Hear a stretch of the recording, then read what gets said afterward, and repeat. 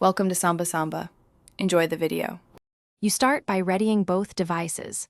Charge the Go Air Pop to around 50%, then open the case and hold the button until the LED flashes. This enters pairing mode. On your iPhone, go to Settings and tap Bluetooth so the page stays active. This helps the phone discover new devices faster.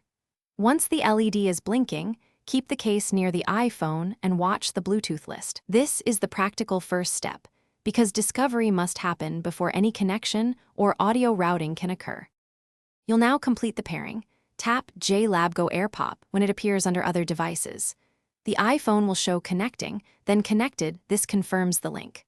Once connected, open Control Center and confirm audio output is set to the Go Air Pop so calls and media route correctly.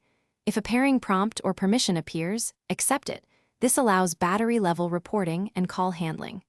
Make sure both earbuds are playing by testing a short audio clip. This verifies left/right stereo and microphone readiness. You finish by verifying functionality.